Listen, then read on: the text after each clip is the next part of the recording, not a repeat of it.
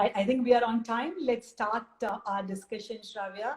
So, welcome everyone. I welcome you all to our next episode of Self Love Recipes. Dr. Shravya, we started this discussion 6 weeks ago, basically to increase awareness, talk to our clients, clarify certain doubt, because it's easier to share in a public forum and discuss with experts, not just one person's opinion. So that's how we started this series about 6 weeks ago. And today is a very interesting topic for me, for you, for everyone. It's about skin health. And as you all, I'm sure we discussed before, for all our viewers here, basically the whole skincare is moving from actually more of treatment programs to preventive health now. Earlier, and I think the whole medical medical industry itself is moving towards preventive health. We want to prevent serious conditions, so taking measures to prevent things before it gets worse and gets to a situation where it cannot be completely repaired. As we are talking more about preventive medicine or preventive skincare, skin health, I thought it's good to discuss about various skincare routines. How so the topics that we would touch upon today evening is about how somebody chooses a skincare routine. How do they choose the product for a basic routine? When do they need to go to a specialist? And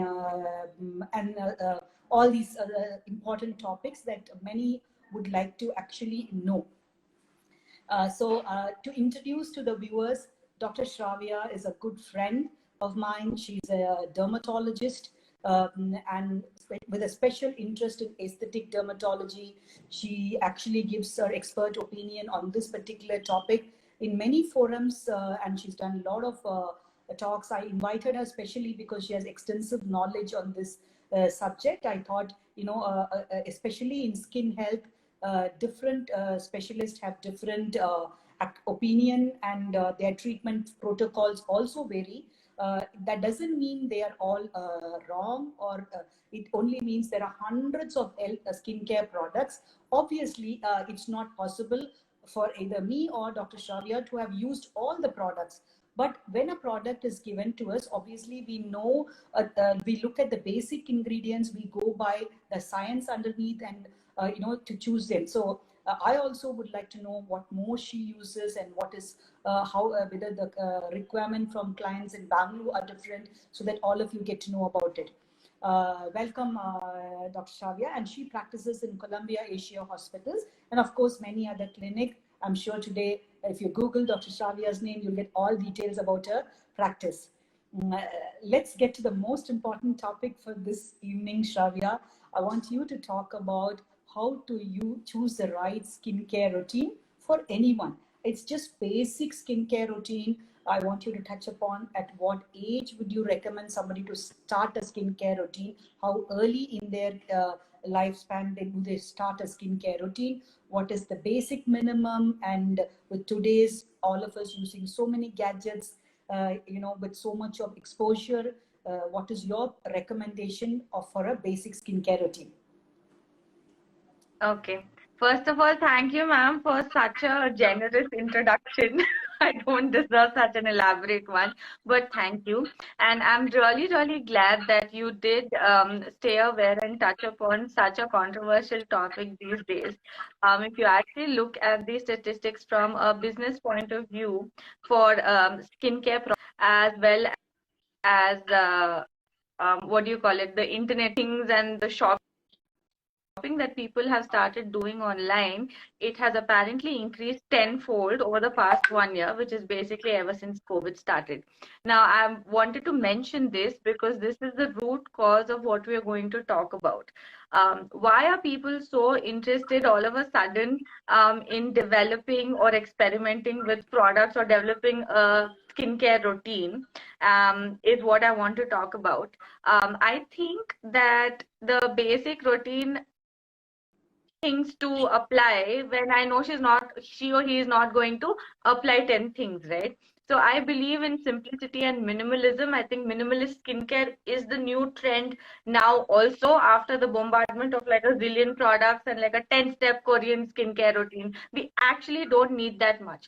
We just need the right things at the right time or right phase of life for your type of skin. So it all basically starts, what does your skin need? You don't need everything. Like oily skin does not need hyaluronic acid. You're seeing a very fancy ad of hyaluronic acid and want to put it on and then come to acne. You've invited it yourself. During lockdown, from garlic burns to aloe vera to neem paste to haldi to lemon juice to toothpaste, everything people have tried. And then there's the second, I call it the second wave of skin mishaps, is basically everything that people have started ordering online. Ooh, niacinamide. What is azelaic acid? They don't know. Hyaluronic acid, we just know it hydrating. Do you need it or not? If you have acne prone skin already, you're already tried having so much oil, they don't care. I want to try the new hyaluronic acid. And then they wonder why they break out. So these days, my history taking itself has changed, Dr. Jayanti. My question first is not how it started, when it started, not our normal questions. What all have you experimented with? What are all the new products that you used on your face after which it's come to this stage? That's like my first question at this point.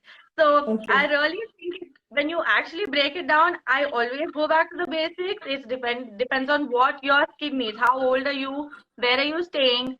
If I come to Chennai, I don't need to apply moisturizer.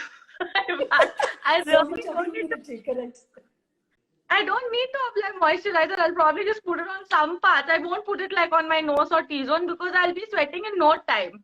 At the same time, if you come to Bangalore, you will have to quench your skin with moisturizer because your skin is habituated to a certain level of humidity.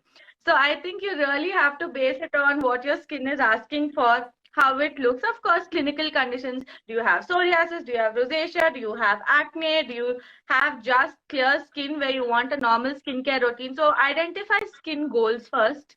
Identify skin type. It can broadly be really classified into dry, oily, combination. There's nothing called normal skin. That's what I keep telling people. When you ask me what is normal skin, do I have normal skin? I don't know. Yeah, my skin changes through every menstrual cycle. Premenstrual skin is different than, a mid-menstrual cycle skin for a female. Absolutely. See, many people think that they're just born with one skin type. They think they are either dry, oily. So I also keep telling them that your skin changes based on your internal environment as well as your external.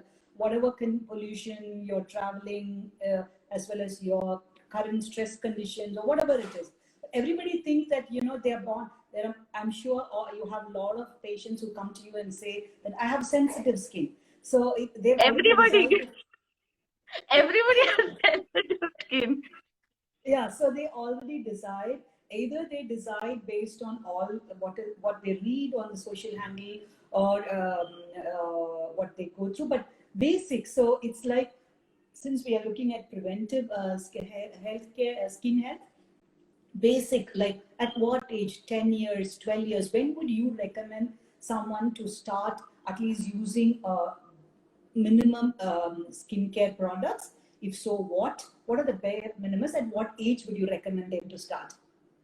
So we'll start with dividing the age brackets, Dr. Jayanti. So I have parents coming and asking for sunscreens for toddlers and infants also. So I'm like, listen, don't bother. If you're not white and you're blessed with brown skin like us, then please don't bother till the age of 11 or 12. By all means, the age of, 12, you're active, you're playing sports. It's okay if they get tan. Skin complexion also doesn't stay the same throughout life. I was probably 5 shades darker when I was playing tennis and, doing march past in school. Doesn't matter. So skin color also changes. So for a teenager who's acne prone, for example, the prevention that should be taken care is not too much scarring. That's what I would say. It's okay if I don't make you 100% acne free, but let's prevent that because I don't want you to scar and, have that for the rest of your life. So everything oily skin based, gel based moisturizers for teenagers, salicylic acid cleansers for teenagers, Sunscreen only when necessary. Sunscreen is also a very overhyped ingredient. People don't talk about how greasy and cloggy it feels. So, that's why I'll Correct. talk about the new range of blue light defense which has come out now, which can actually Yes. compensate for you applying sunscreen at home. I break out with sunscreen in a day. Like, I don't put it on unless I'm going to like a beach in Goa and I know I'm going to get sunburnt. I don't put it on usually. I use other things. So for a teenager, you have to use oily skin based or oily skin friendly products such as salicylic acid or glycolic acid face washes, which is very easy foaming. Also, only 3 steps I've observed that the teenagers follow. I can't give them like morning do this, night do this, evening do this. They won't do anything. Absolutely. So I keep They it, won't follow. so I keep it very practical. I'm like, if you use 2 products LGT, that is enough for me. I'll just change your face wash. I'll just change your moisturizer. That too, if you feel like putting, you put it. Otherwise, no. Morning, you put 1 cream depending on the severity. Otherwise, I actually honestly stick to just like a benzoyl peroxide or adapalene formulation at night time, and I give a combination so that they can skip applying 2 things and the teenager can put only 1. That too, I'm very happy if they put only 1 at night. So you're right. Basically, the teenagers, that's the time when, especially both girls and boys, the pubertal surge, hormonal influence. So there is more of sedaceous activity. And so, as you rightly said, the recommendation during teenage, be it boys or girls, is to choose products which are more oily skin friendly. So the recommendation is to choose some gel-based face wash, and basically if they do outdoor sports, then you recommend them to use sunscreen. And do you recommend them to use sunscreen if they are using now with blue light, regular use of laptops? Because I do see some eruptions, small, tiny little, this milia kind of small eruptions. Many teenagers are presenting with those sort of, maybe because of the stress, they are totally indoors. I'm not very sure what is precipitating them, but they have small, papules erupting mainly in the forehead, upper part of the face. So not like a typical acne, not on the cheek areas. It is more on the forehead especially. So do you recommend sunscreen for them as well?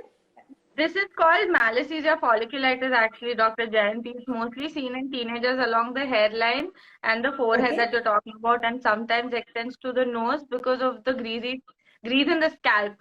They sometimes lazy to wash their scalp properly, and also just increased teenage related sebaceous activity. All the sebaceous glands are over functioning at this point of time. So the dandruff, which usually most of them tend to have, that grease extends onto the scalp. So there is also a yeast which causes this Malassezia folliculitis, which looks like acne and is most of the time mistaken for acne and does not respond to acne medications either. So we have to treat the scalp also with an anti-dandruff shampoo, as well as I ask them to put a little bit of lather on the forehead also while taking a shower, and that helps quite a bit. Okay, so do you give them alpha hydroxy, as you said, because it's more, you prefer salicylic acid, so you give them some salicylic acid base? Yes. Or any Mostly other all of them I give salicylic acid, AHA and BHAs, alpha hydroxy acids, which is glycolic and lactic, and BHAs, which is mainly salicylic acid. Any of these fruit acids are given. They're pretty safe and they declog the pores. They like it because it makes them feel less greasy and they don't need too much of maintenance otherwise. So they just use these face washes to declog the pores, cleanse that grime and sweat off and the oil, and then they apply their medications after moisturizer. So for teenagers, I think keeping it simple, very, very practical so that the parents don't have to run behind them, and their own interest also to a certain extent. I think girls have that a little more, but I've seen boys become very, very conscious these days also. So they're pretty good at, application is, and I'm also trying to. So the Google doctor or the the internet doctor is influencing these teenage girls, including my daughter. She says, you don't know anything. I have seen this on the net, and they try all sort of home remedies. So what do you have to advise them on that? Like I said, home remedies. I think every day I get at least 2, 3 cases of mishaps with home remedies. It might work for some, it might not work for some. I'm not against them. I'm not at all against them. It's just that it doesn't suit everybody and it causes a lot of eczema and dermatitis in a lot of people. So, for example, if your kid has had a family history of eczema or extremely dry skin or atopic dermatitis, as we may say, my grandmother used to bathe me with the basin and butter and all of these things. Okay, nothing ever happened to my skin, but these days the babies are just not tolerating that whole basin bath and all of that, and especially atopic kids. So I think I usually start with counseling the grandmothers and then the mothers, because the mothers say the mother-in-law is not listening. Then I have to say, okay, please tell them that this is not going to work for an atopic kid, because they just break out. They have very, very bad rashes all over the body. So starting from babies itself, the home remedy counseling starts. Suits some, doesn't suit some. Like basin doesn't suit everybody. These days, mustard oil is one more thing that I'm seeing. It doesn't suit everybody. Coconut oil is okay. Almond oil is okay. Castor oil is okay for babies. Again, over clothing babies, because I see a lot of pediatric dermatology cases. I have to mention this. In India, I don't know why we believe in clothing the babies a lot. It somehow makes everybody feel secure that they have 3 layers of clothes on. And they do it in summer also. So I've seen a lot of neonatal acne and sweat duct occlusions called miliaria in kids. So literally the only thing that the parents have to do is please let their skin also breathe, understand that the kids are also sweating. They're not able to tell you, but the babies are also sweating it out. You don't need to cover them so much, and please don't go on massaging with something as thick as castor oil in Chennai in summer, for example. That's just clogging everything. Absolutely. So, Correct. you have to cater it to, a lot of different family superstitions and traditions and beliefs, and then, address it. But yeah, on a basic level, the home remedies start with thinking in skin. At least everybody thinks coconut oil is the solution, universal solution for everything, from hair growth to acne to glowing skin to fungal infections to eczema to everything. So my the complaint itself is, madam, I tried coconut oil, even then it did not work. That's why I'm coming to you. I'm like, okay. Okay, now that you've done with coconut oil, really, it's everywhere. So yeah, so this is been a debate always, right? Why only in our country we are so fascinated about applying coconut oil? But there was a question posted to one of the scientists from PNG in one of the forums, asking, "Can I use oil for the scalp, or why does it promote?" So the answer given to him is sometimes it works. Why it works is because maybe oil is used as a lubricant and you're massaging, and that's improving circulation. With improvement in circulation, the body's own defense helps you to improve the condition. So that's how all this works. And of course, in many, it gets worsened. So these kind of home remedies, like you said, it will work for some. So those days, joint families, maybe genetically in that family, they were all born with similar skin. So that grandmother's home remedy worked with everybody. But it's not that your neighbor's grandmother's home remedy will work for you, because you may be born with a different skin. Very well said about it. So moving to the next age group, passing from teenagers to plus 20 plus, right? We read so much of these protocols saying that you cleanse,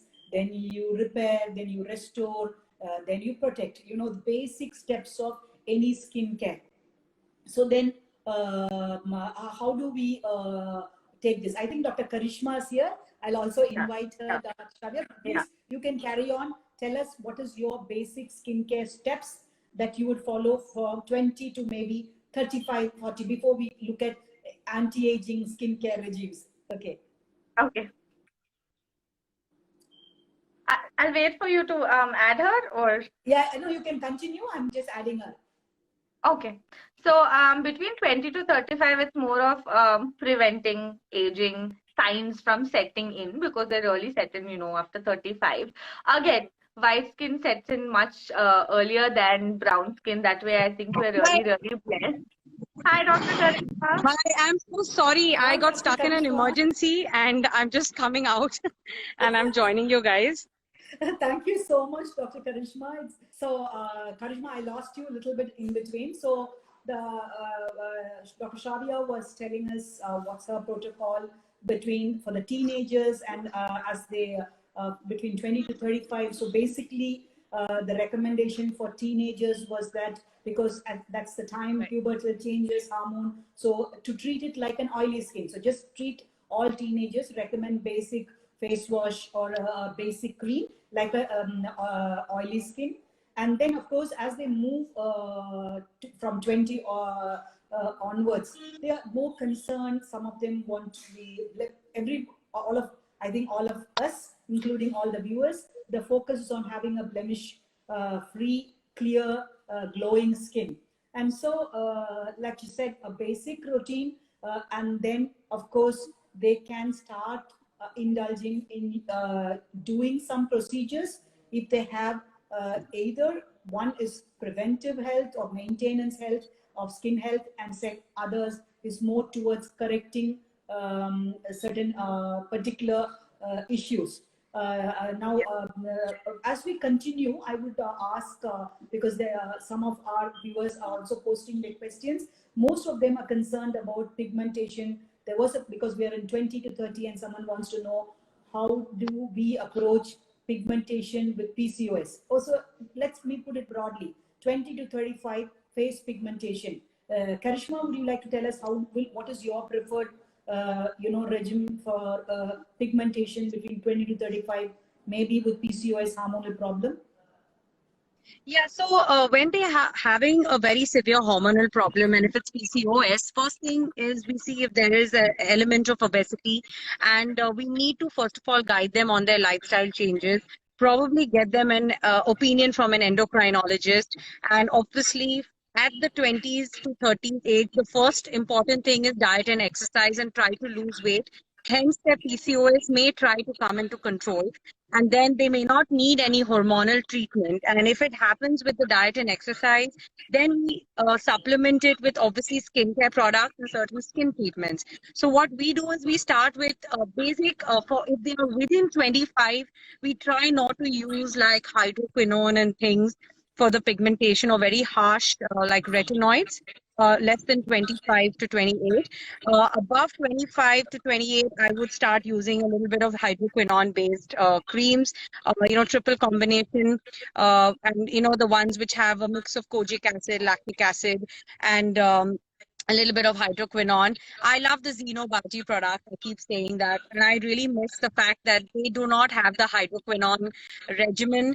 It's stopped in India, and it's going to come soon. So that is a fantastic regimen. And I supplement it usually with Q-switch carbon lasers, along with mild chemical peels always to start off with. So chemical peels are the start off, and create a bit of exfoliation for a couple of months, and then go in for your Q-switch, along with your topical medications.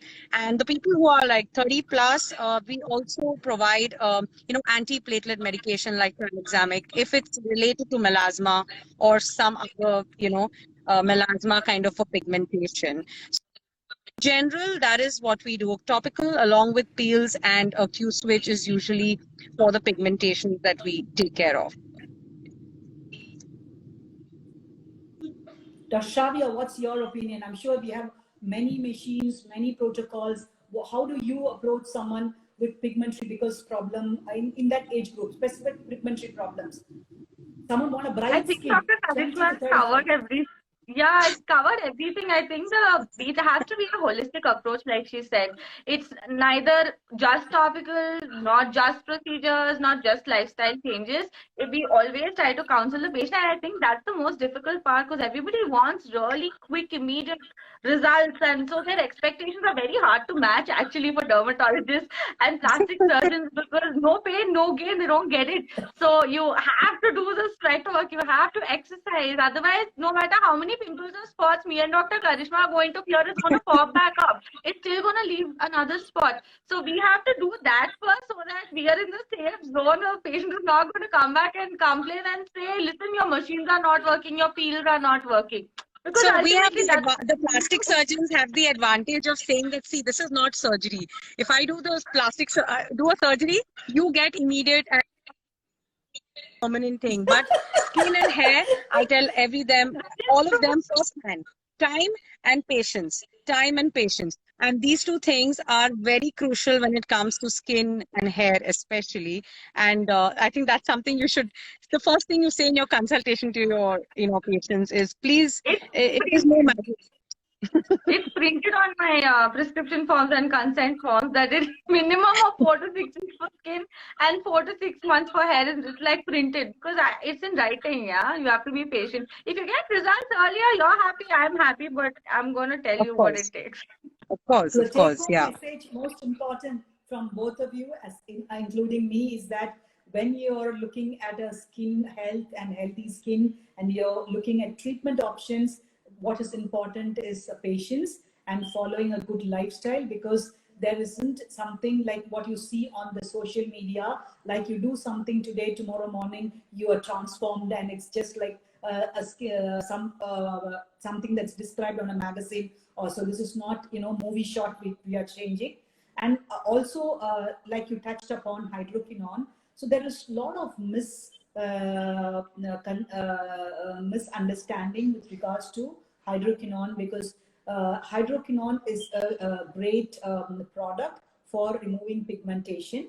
And since we are touching upon this particular topic, what I wanted to tell all our viewers is that when you are looking for a product for your skincare, now you have to know what is the difference between a cosmetic and a OTC product. Now we have our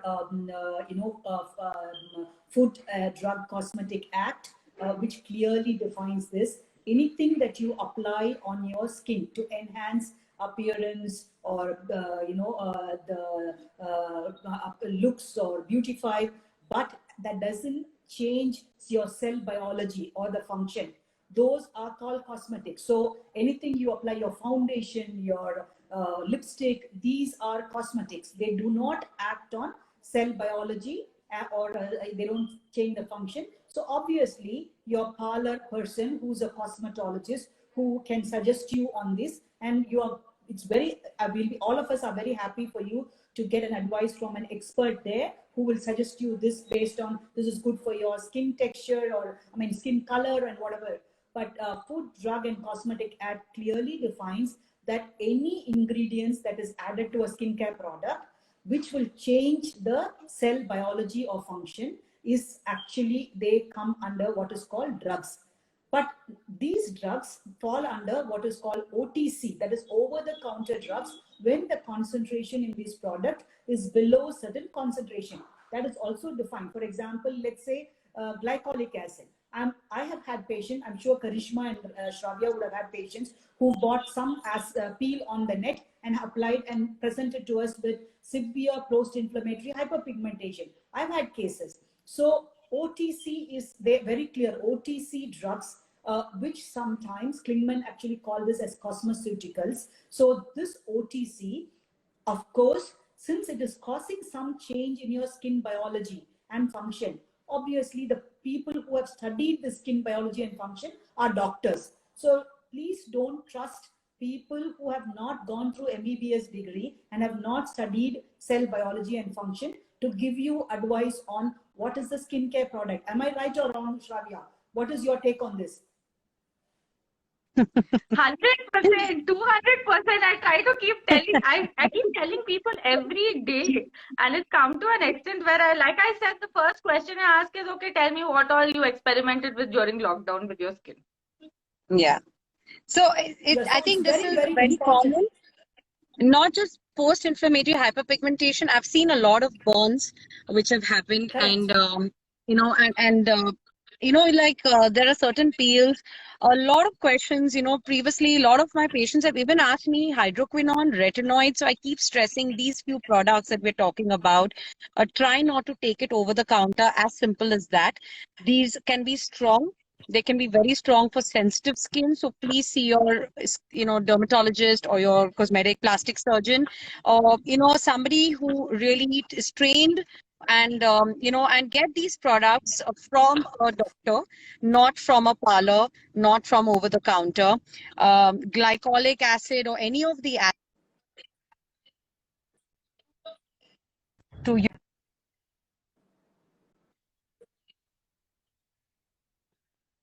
make acne and hair Yeah, so fall as worse? Dr. Tina has Karishma, asked. yeah. And I also think that, yeah, like Dr. Karishma said, so that's a very, very good point, that the strength of the peels or whatever OTC products that they've, just out of Instagram hype, for example, have bought it and have resulted in something. So that's one extreme that I'm sure both of us actually deal with. The other end of it is the false marketing, like I've spoken about. So suppose there's a particular percentage of retinol, Dr. Karishma will agree, that actually makes a difference as far as anti-aging is concerned. Okay, Yes. you can't have a fraction of that and then market it to the entire world saying, oh, this is your wrinkle-free cream, this is your wrinkle-free cream. It's not going to do anything. It's not even like medical grade retinol, right? So that's what is happening so much these days. Whether it's Yeah. hyaluronic acid or retinol or vitamin C percentage also, is it stored properly, not stored properly? Is it medical grade? Is it actually working, not working? We don't know any of this. And I don't think there's any quality control also in place with stringent rules, because recently, as far as all this Instagram hype goes, there's a very famous company, I don't want to take the name, that had fungus growing in so many of their vitamin C and niacinamide serums are delivered to the patient. So that's when this whole, issue of, is it being regulated? Are there rules in this cosmeceuticals is still a very, very gray area. So I would Yes. still say consult your, cosmetologist or cosmetic surgeon for medical grade products that actually work, instead of, Because see, we undoing don't damage all know, the time. we don't know what is, Absolutely. I mean, a normal person, to be honest, when I started my clinic and got a little bit more into skin, and obviously, the dermatologists at our clinic, they are the bosses for the skin rather than me more. I'm learning from them every single day. And to be honest, even I wasn't sure a couple of years back what vitamin C should I select, and I probably would have gone and selected a cosmetical brand, which I will not say. But then now I realize there was no mention of what is good for my skin, and which percent of vitamin C or ascorbic acid will bring about the change. When should I use it? And I was just using it based on what the shop was telling me. And I mean, I'm telling this as a doctor. And when I got more from my, getting to know about skin from my colleagues and friends, and understanding skin better, and now I can actually tell my patients that with personal experience as a doctor, I would say that I went to my skin specialist and dermatologist and realized I need a 10% vitamin C from which dermatologically tested brand, and when in the day do I take it, and how do I apply it. And skin is all about layering, right? I think Dr. Shravya, Dr. Jayanti, when you apply your moisturizer and then your serum, then your sunscreen, and I think everyone should know layering. And these are the important key things that everyone should take away. Layering your products, using the basic skincare which suits your skin. I mean, not every, and an influencer may come and, talk about Ayurveda and this brand and that brand, and it may be suiting her, but it may not be suiting universally everyone. So you must go to a specialist, understand your skin type, and what they will know exactly what your skin will accept, right? Yeah, absolutely. So I tell all my patients, it's not just the products. Today, not just Google, you have YouTube doctor, which and individual personal experience.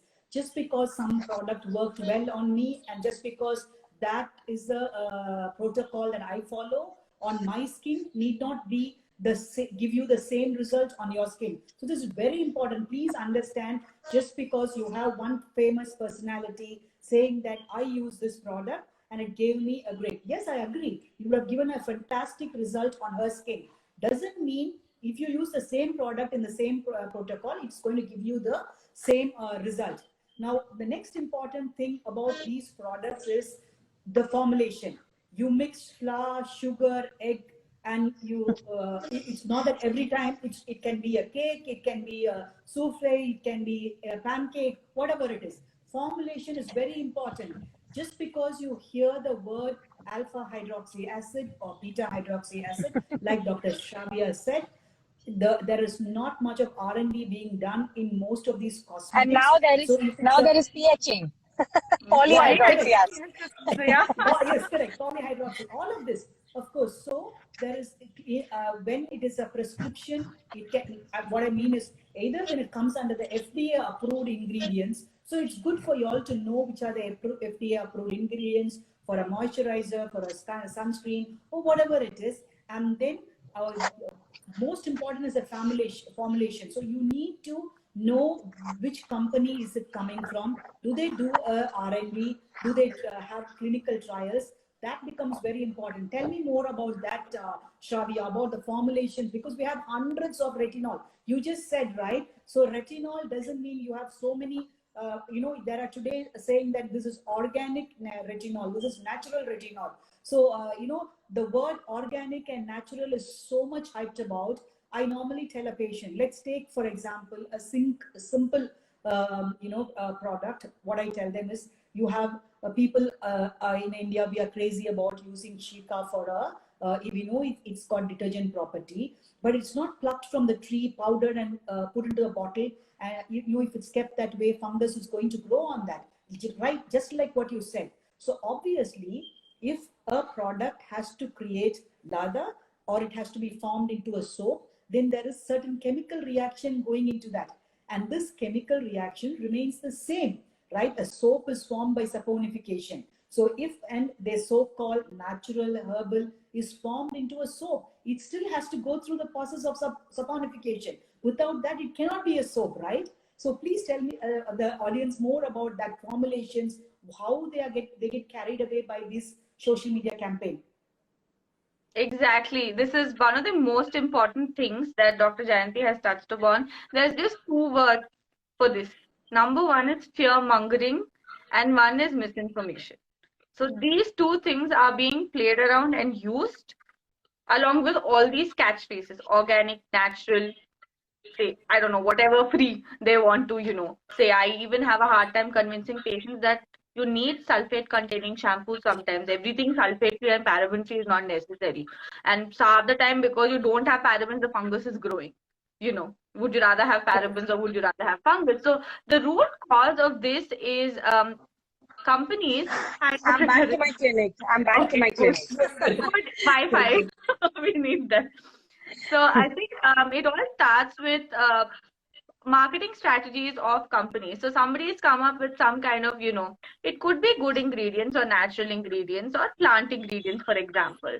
It could be. But how do they market over medical grade things? So I'm talking strictly from a business point of view here, because that's the market strategy for these companies, for creating fear mongering among this, because we did not hear all this 2-3 years back. I don't think I've ever heard any of these terms 2-3 years back. So they want to bring in terms which make people want to adopt more and more natural, chemical-free, all these things, not explaining that their products themselves have chemicals in them. And I've actually researched quite a bit. Apparently, the laws which require you to print the ingredients on the back of every pack that you use have a limit and do not require you to print everything.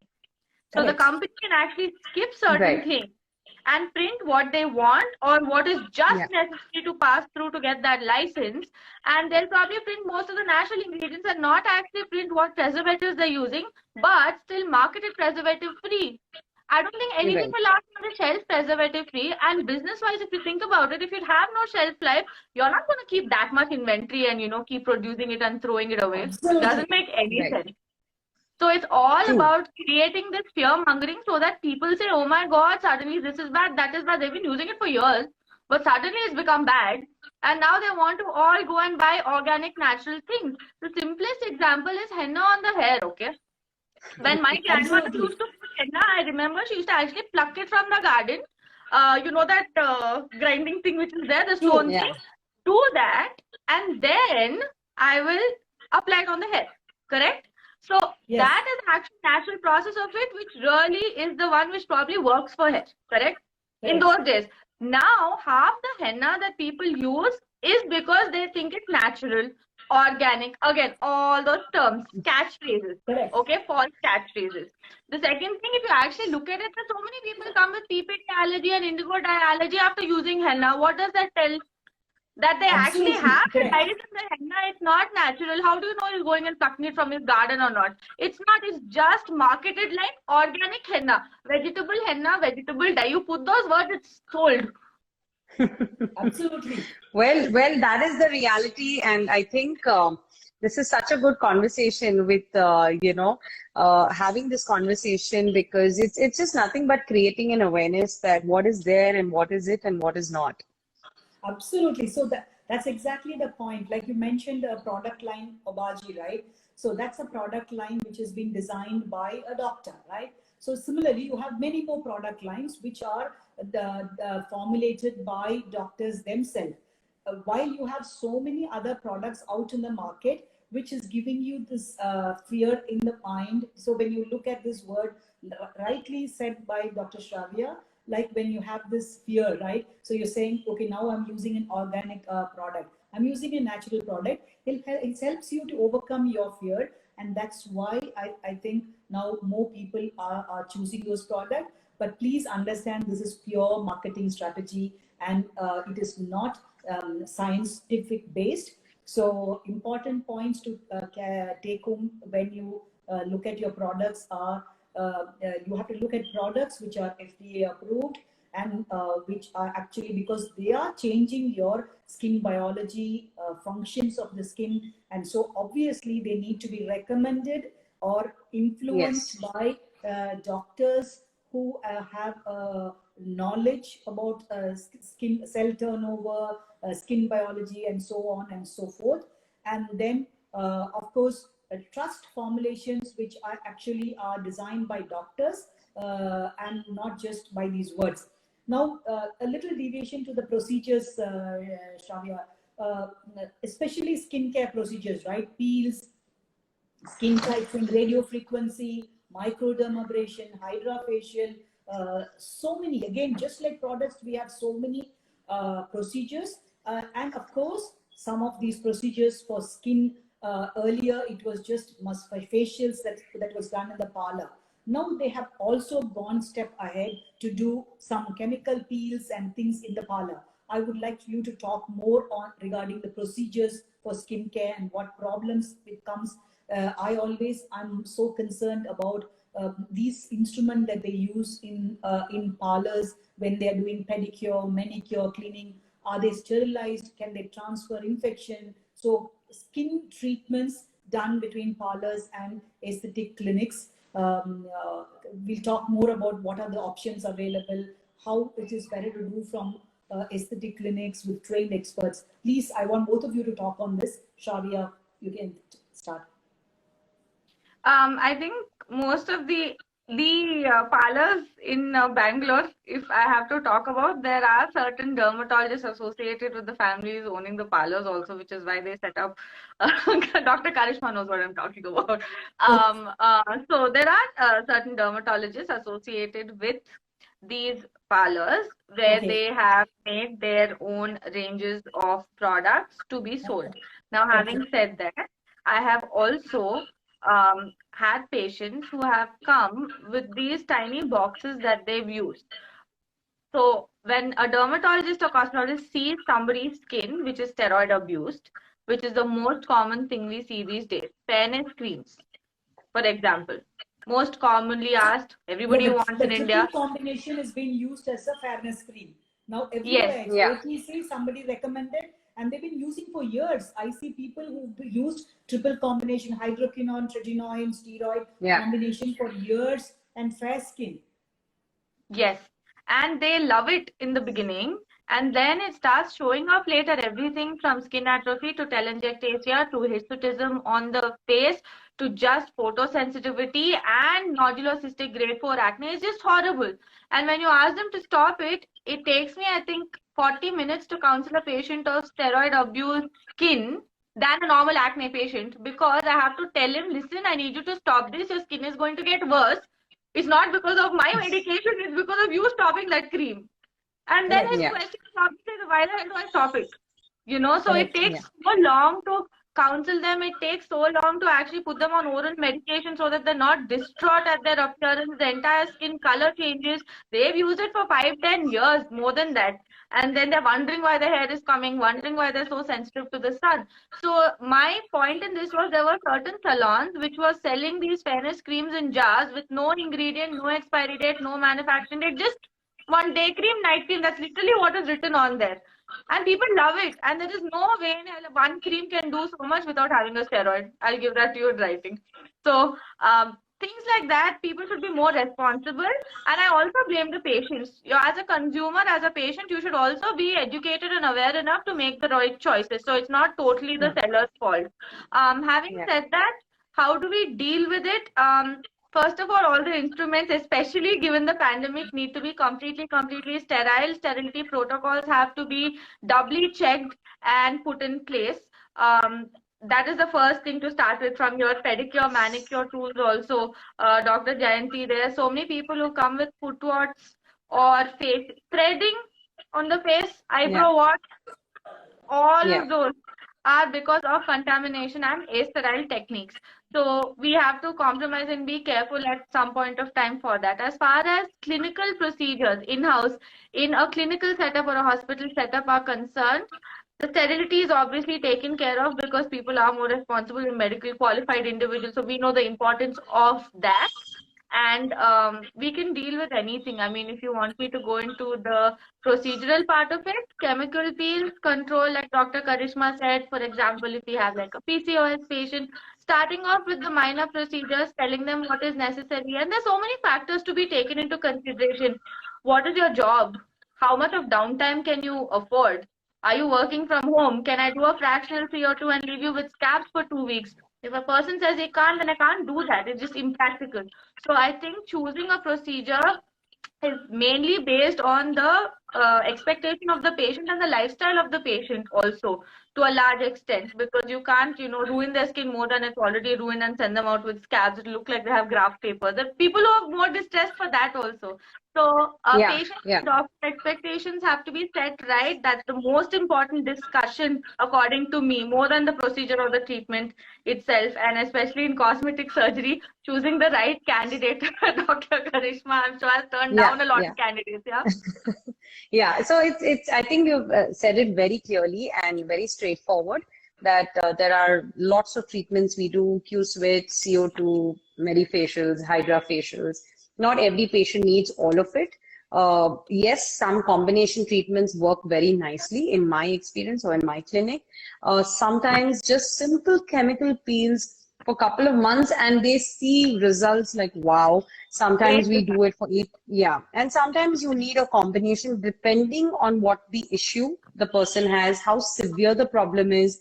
Are there acne only or acne with old scars? How old these scars are? Are they pitted scars? Are they superficial scars? So I think everyone must know that one is, first of all, we never start off with treatments per se. If someone is not using the right skin routine, we always start off with first 3 weeks of prepping the skin, getting your skin ready, use the right skin products in case we feel that they're not using the right skin treatments. When the skin is prepped up, then we start off with the skin treatments and then we individualize or we customize it patient-wise and skin type. Yeah, so all these procedures, I think both of you rightly said, and it's very well explained.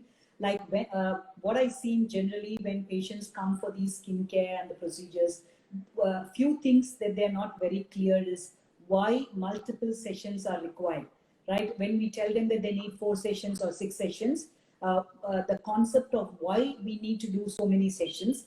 Second is when we are doing these treatment, obviously the skin barrier is getting altered and cell turnover is getting altered. So obviously rebuilding them with proper skincare along with the procedure. 2 important things. One is the multiple sessions and their regular skincare, because if they don't adhere to, after 1 session, they don't complete their required number of sitting, or if they don't follow the protocol, then again it becomes really difficult, right? So because the end result, they don't achieve the end results and they're not happy. Karishma, can you talk a little more about why we need multiple sessions and how important it is to follow post-procedure skin protocol?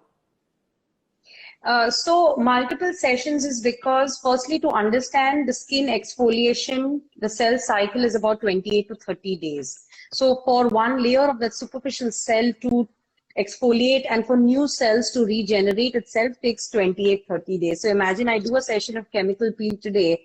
I'm looking at a rejuvenated look, not at the 4th or 5th day. We're looking at the 2nd or 3rd week where my skin may start to feel better. Now, some people just come with the concept that, oh, will I see the peeling? So not all peels need to create a peeling and, you see a fresh, brighter skin. There are certain mild peels where it just feels smoother, your skin. And so they need to understand that first session is just to create the initial exfoliation along with a combination of your skin products. Your 3rd and 4th session is where finally the rejuvenation is happening. And I don't think if somebody asks me in one session, will I see a difference? Very difficult. Well, certain times where I use a silk peel dermal infusion, which is, yes, definitely I call it the party facial. And yes, I do see in that particular, because it's a mild dermabrasion and a mild serum being infused, they immediately are very happy after that silk peel. Yes, but sometimes it will be short lasting. But when you do the same silk peel every month, after the 4th or 5th month, then you don't have to do it every month, because then you see some long lasting effects. And then depending on their skin type, all they would need is probably a maintenance in 1 to 2, 3 months once doing it. So someone who has responded well to that treatment, then I tell them, okay, you have reached a plateau where you are happy. You are happy with the skin. So now you can give it a break. And now once in 2 to 3 months, come and do a maintenance of any of the things which you felt worked best for you and what we feel worked best for you. So that is the importance of multiple sessions. And obviously, after everything that we do, the post-procedure protocol is important. And I think with everything, the usual protocol Dr. Shravya would increase is, one is usually after CO2 would be a mild fusidic cream, or sunscreen is part of most of the protocols, sun protection, physical sun protection. And that's also because we want the effects to take place and we do not want to hamper what effects our treatments are going to do. So that is something people have to follow. I give my patients a little note after laser hair or a CO2 or something we know needs more care. We give them a little note, and a lot of my patients forget. So that is why we keep that note, and please read it and do not forget. And especially like Savya said, CO2 laser, downtime. So if they don't have a downtime, I'd rather do a Q switch, quick 4 to 5 days, they see a response, the happy detan. And yes, but yes, you need to allow your skin to rejuvenate. For that, maintenance is absolutely key. Absolutely. Now, I just came back from a holiday and I'm super tan. So I know I need a Q switch right now to take off this tan. This is without makeup, so I'm totally tanned. Shravya, oh yeah. So Shravya, the question asked to all of us from a patient is the treatment permanent? You want to answer that? Any skin treatment, is a treatment permanent? I get asked this all the time. I've also recorded in my brain answers for that. Will you ask the same to a doctor who's treating you for diabetes or hypertension? एक तो body permanent हो जाएगा क्या? Or cold also. If you get a cold once and you're guaranteed never to get a cold for the rest of your life. I literally ask this only. Skin is something that needs maintenance. If you can take away UV radiation, the sun out of our galaxy and atmosphere, pollution out of this, then maybe it will be permanent. Since you're aging also, and there's external factors also, you need maintenance. It's very simple. Nothing is permanent. Very simple. Very simple. I mean, see, again, people have a wrong conception that you must put a sunscreen. So why do I get tan? Now, sunscreen, the whole idea of it is just protecting against the harmful rays. And it is not causing a very bad skin damage. And the best part, why sunscreen is not going to stop tanning, especially in Indian skin and weak skin, but it creates at least an even tanning and not an unequal pigmentation. Whereas if you do not put a sunscreen at all, your pigmentations can be unequal or uneven, and they may be patchy. So, people, have a myth around, why should I put sunscreen? Anyways, I'm going to get tan. So Yes, these are the little things that I think. One of our viewers have asked a question, same on this topic, like will sunscreen reduce by a formation of vitamin D3? Shravya, you want to answer that? So should I put sunscreen? I have this question also in the clinic a lot. If all of us living in tropical countries could derive all our vitamin D from just sun, none of us would be vitamin D deficient, and I think 90% of the patients are vitamin D deficient. Even Okay, 90% of doctors are vitamin D deficient because we are mostly indoors. And, I remember my residency time in St. John's Hospital. They came and tested all the doctors, and almost 90% of us were deficient. I was a deficient. Pathways, people are somehow thinking, sunlight is the only thing, skin is the only thing. It's one part, it's 1%, yes. But there's other pathways. That way, everybody who's never been exposed to the sun in the Arctic and Antarctic should be completely deficient. Probably not, because they derive it from food. So I explain it just this way. And sometimes it's just busting myths, I think, I'm like, stop Googling and asking doctors, please. So this is a very important point, that sunscreen is important. There is a risk-benefit ratio. You can take supplements for vitamin D3 because sunlight alone cannot provide all the vitamin D3 that you require. So the answer to that is, please wear the sunscreen, measure your vitamin D3 levels, and if it's low, please take supplements. It's great. Is there any other topic that you want to clarify? And do not overdo your vitamin D, because there is a restricted, unit for which you can take. So there are certain 60,000 international units, 40,000. You can't take those every day. Remember, some of them are weekly, depending on your levels. So some people were taking so much of vitamin D, thinking that's curing COVID also. So there was this whole thing about multivitamins and vitamin D happening. So it can cause a toxicity. So everybody out there, be careful, meet your physician and take the right dosage based on your weight and your age. That's important. One more thing that I've been dealing with ever since COVID started was hypervitaminosis, which is exactly what Dr. Karishma is talking about. And in this case, vitamin B12 is acne causing. So there have been a whole set of patients that have started breaking out suddenly because of overly, over intake of vitamin B12 supplements. Oh, that's interesting. Vitamin B12 is very acne causing. There's enough research articles, and there's so many people who've been very, very deficient, got injectable vitamin B12, which is obviously necessary at that point, but have also broken out. So it's a lesser known fact that B12 causes acne, but it does. It's acne causing. So if you're wondering, that also. Right. And constipation and gut health and head thyroid. So now, you're scaring everyone now. You're scaring everyone. No, those are important points, very important points. So from this discussion, it's not too many things that you need to remember. Important points, like you said, a good lifestyle is the most important for a healthy skin. Second point, keep your skin routine very minimalistic, rather than trying to go by what worked for someone else. The answer, it may not work for you. Second, while choosing the product, be aware there is something called cosmetics, and there is the drugs which can be over-the-counter products or prescription products. Do not buy prescription products. Like in India, we don't have stringent rules. You can go to the store and buy a triple combination or whatever.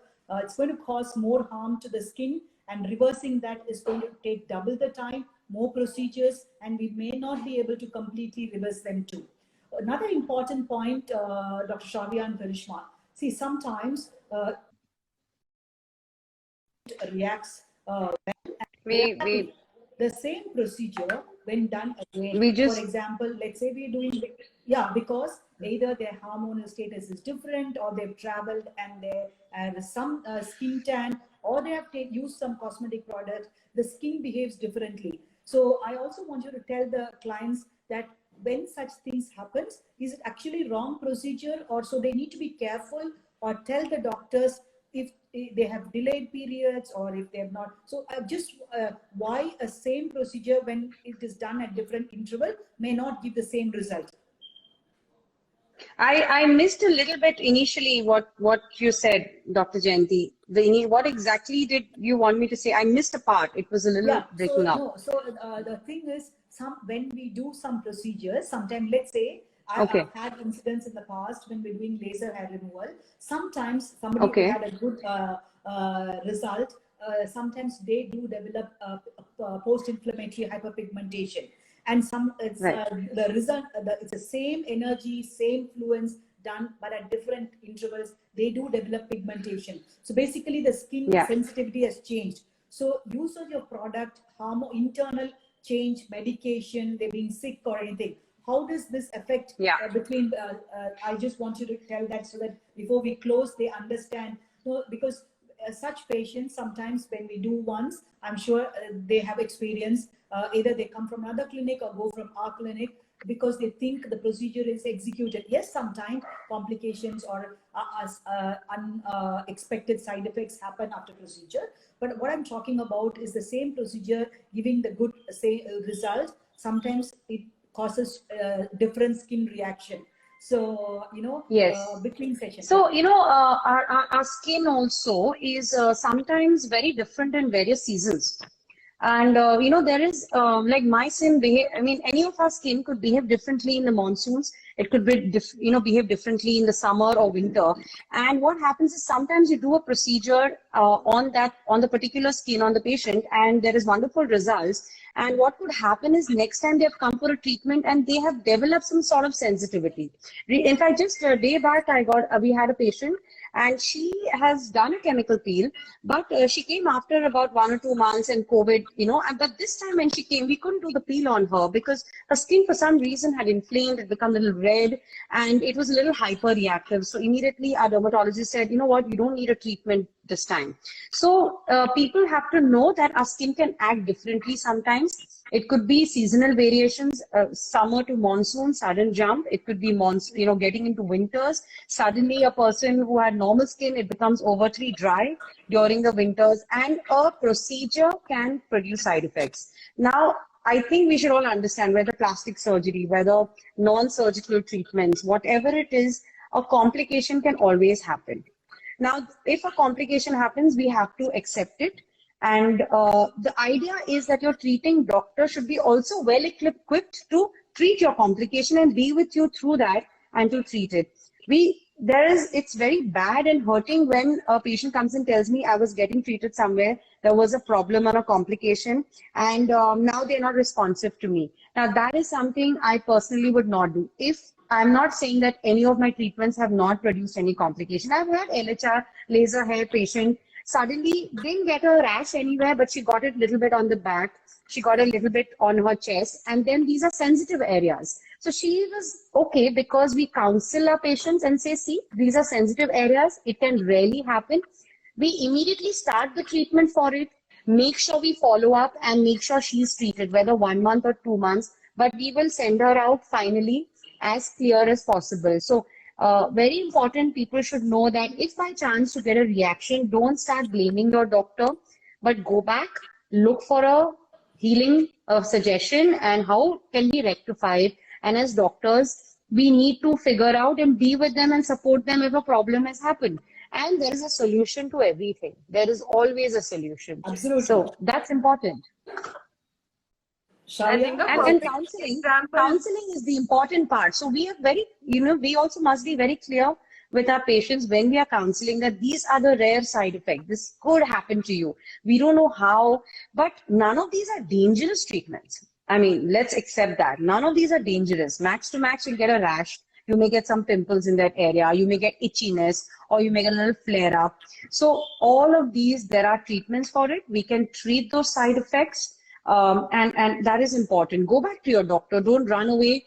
And I'm sure the doctor will, treat even that side effect, and that's the key. Lovely. That's exactly the point what I wanted to everybody to know, that when your results are not as expected, go back to the doctor. I'm sure all of us will have solutions to make sure to get get rid of that whatever expected reaction to it is. And so that's very important that you understand that these are unexpected reactions, and they are not because it's done not the right way. Just before we conclude, Shravya, do you want to close up on the important points that you would like to tell the viewers on the basic skin health? Sorry, I basics of skin health. Okay, No, Yeah, something you would like to conclude. Yeah. We'd like to say something quick. Okay, I was just going to add on to what Dr. Karishma was talking about. I think miscommunication between patient expectations and doctors' expectations is the main reason that people, either ways, on either side, get disappointed or blamed. I think one of the main reasons that both the patient and doctor, I have found, to bridge this gap is to just put down everything on paper. So I don't even touch the patient without them signing a consent form. And I think the patients watching this, whoever's watching, ask your doctor as many questions as you want. Ask them for like an information leaflet. All of us have information leaflets, and we're more than happy if you read it. 80% of the people don't read the 10 pages that I give them. So, I think information for you is the same complications and same side effects are present throughout the world with the same machines in different skin types, just in different varying manners. So just communication with your doctor and trust in your doctor, and your own research about who's board certified and not is your responsibility. And then we can all be, happier and safer in this whole game. But to conclude, as far as skin health is concerned, I think this fear mongering and misinformation needs to be dealt with in a very educated, mature, and literate manner. All of you are literate, so please read up scientific information. There's enough access to scientific verified information as much as there is to the misinformation as well. So the responsibility totally lies on the patients, not just the doctors, not just the influencers, not just Instagram people. It lies on the patients. It's your responsibility, your skin, your hair, your nails, your body. Choose the right products with scientific backed evidence. There's enough written out there. Consult a dermatologist or a cosmetic surgeon for sure, even if you want to start off a basic regimen. They have a notion that, oh my God, if I go to a doctor, I'm going to come back with like a suggestion of 10 things. It's not that way. We might even tell you not to do anything. There's times when I say, listen, you're doing fine. In fact, patients are the ones who will ask me, no, give me something, give me something. Yes, You're obligated to give something. Absolutely. So Yeah. I think we are the first people who only care about your skin health or body health. We are not getting paid to promote a product. We are not pushing any Absolutely. product. So we give you what is necessary and not give you what is not necessary. I think the patients really need to be aware of that, and then the world is a much safer place. Absolutely. Right. Karishma, is there anything you want to add, Karishma, before we close it? I think it's a wonderful conclusion, and take care of your skin, body. It's your decision. Make a conscious decision on what you use on yourself. You're going to be carrying your skin for life. So take care of it as much as your life. Yeah. Thank you, Dr. Karishma, Dr. Shravya. I know both of you are busy at this time, and thanks for joining me.